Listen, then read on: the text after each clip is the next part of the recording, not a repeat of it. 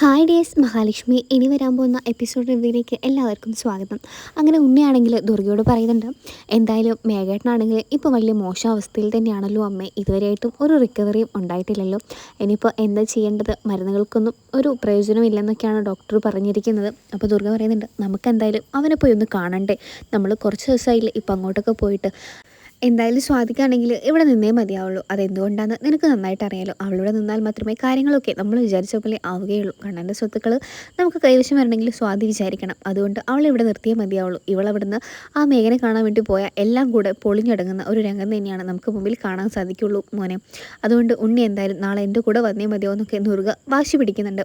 അപ്പോൾ നമ്മുടെ ഉണ്ണി പറയുന്നുണ്ട്, അമ്മ എന്ത് പറഞ്ഞാലും അങ്ങോട്ടേക്ക് വരാനൊന്നും എനിക്ക് താല്പര്യമില്ല. അമ്മയ്ക്ക് അറിയാലോ, പണ്ട് മുതൽ എനിക്ക് ഹോസ്പിറ്റൽ എന്ന് പറയുന്നത് ഇഷ്ടമല്ലാത്തൊരു കാര്യമാണ്. പിന്നെ എന്തിനാണ് അമ്മ എന്നെ ഒരുപാട് നിർബന്ധിക്കുന്നത്. അപ്പം നമ്മുടെ സ്വാതിയുടെ കാര്യങ്ങളൊക്കെ പറഞ്ഞ് നമ്മുടെ ഉണ്ണിയാണെങ്കിൽ എങ്ങനെയെങ്കിലുമൊക്കെ സമ്മതിപ്പിച്ച് നമ്മുടെ നാളെ തന്നെ കൊണ്ടുപോകാൻ വേണ്ടിയിട്ട് ദുർഗ ഇങ്ങനെ നിൽക്കുകയാണ് ചെയ്യുന്നത് തന്നെ. പിറ്റേത് രാവിലെ തന്നെ നമ്മുടെ കണ്ണാണെങ്കിൽ നമ്മുടെ ദുർഗയാണെങ്കിൽ പറയുന്നുണ്ട്, ഞാൻ എന്തായാലും മേഘനാഥനെ കണ്ടിട്ട് ഒന്ന് പെട്ടെന്ന് തന്നെ വരാം, ഞാനും ഉണ്ണിയും കൂടെയാണ് പോകുന്നത്, കരുണയും കൂടെ ഉണ്ട്, അതുകൊണ്ട് സ്വാതി ഇവിടെ കാണും, എന്തെങ്കിലും ആവശ്യം ഉണ്ടെങ്കിൽ അവളോട് പറഞ്ഞാൽ മതി എന്നൊക്കെ സ്വാതിയോട് ഇങ്ങനെ ഏൽപ്പിച്ചിട്ടാണ് നമ്മൾ ദുർഗ പോകുന്നത് തന്നെ. അപ്പോൾ സ്വാതി പറയുന്നുണ്ട്, അമ്മായി പോയിട്ട് വന്നോളൂ, എന്തായാലും ഞാൻ ഇവിടെ തന്നെ ഉണ്ടല്ലോ, കണ്ടിട്ട് എന്താവശ്യം ഉണ്ടെങ്കിലും ഞാനത് റെഡിയാക്കി കൊടുത്തോളാം എന്നൊക്കെ പറയുന്നുണ്ട്. അപ്പോൾ കണ്ണൻ പറയുന്നുണ്ട്, അതിൻ്റെ ഒന്നും ആവശ്യമില്ല സ്വാതി, എനിക്ക് എന്തെങ്കിലും ആവശ്യമുണ്ടെങ്കിൽ ഞാൻ തന്നെ പോയി എടുത്തോളാം, അതൊന്നുമല്ല, എന്തായാലും നീ കൂടെ ചെല്ല്, നിൻ്റെ ഏട്ടൻ്റെ കാര്യത്തിലല്ലേ ഇവരൊക്കെ പോകുന്നത്, എന്തായാലും അവനെ നീ പോയി കൂടെ കണ്ടിട്ട് വന്നോളൂ.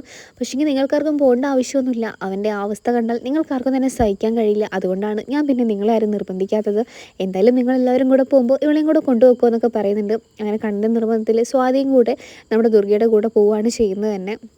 അങ്ങനെ ദുർഗയുടെ കൂടെ നമ്മുടെ സ്വാതി ഇങ്ങനെ പോകുന്ന സമയത്താണെങ്കിൽ നമ്മുടെ ദുർഗയാണെങ്കിൽ ഉണ്ണിയോടും കൂടെ വരാൻ പറയുന്നുണ്ട്. അങ്ങനെ കരുണയോട് പറഞ്ഞിട്ട് ഉണ്ണി എങ്ങനെയെങ്കിലും വിളിച്ചുകൊണ്ട് വരാൻ വേണ്ടി പറയുന്നുണ്ട്. അങ്ങനെ ഉണ്ണി നമ്മുടെ കരുണയോട് പറയുന്നത്, എനിക്കൊരു താല്പര്യമില്ല കരുണേ, എന്തായാലും നീയും എല്ലാവരും കൂടെ ചെല്ല്, എന്തായാലും മേഘേട്ടൻ പുറത്തിറങ്ങിയിട്ട് ഞാൻ കണ്ടോളാം, അതായിരിക്കും നല്ല കാര്യം. അപ്പോൾ സ്വാതി ആണെങ്കിൽ ഈ കാര്യങ്ങളെക്കുറിച്ചൊക്കെ ഇങ്ങനെ കേൾക്കുന്നുണ്ട് ഉണ്ണി ഇങ്ങനെ സംസാരിക്കുന്നത്.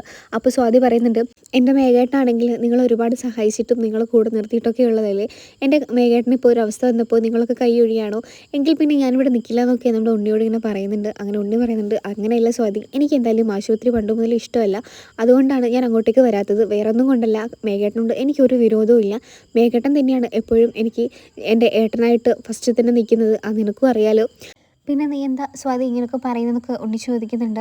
അതിനുശേഷമാണെങ്കിൽ നമ്മുടെ കരുണ പറയുന്നുണ്ട്, എന്തായാലും ഉണ്ണിയേട്ടാ നിങ്ങളും കൂടെ വാ, അതായിരിക്കും കുറച്ചുകൂടെ നല്ലത്, മേഘണ്ണ നിങ്ങളൊക്കെ കാണുമ്പോൾ ഇച്ചിരി ആശ്വാസമൊക്കെ കിട്ടും, അതെന്തായാലും അതുകൊണ്ട് നിങ്ങളെന്തായാലും കൂടെ വാന്നൊക്കെ കരുണ പറയുന്നുണ്ട്. അപ്പോൾ ഉണ്ണിയാണെങ്കിൽ ആശുപത്രിയിൽ പോകാൻ വേണ്ടിയിട്ട് തയ്യാറാവുന്നുണ്ട്.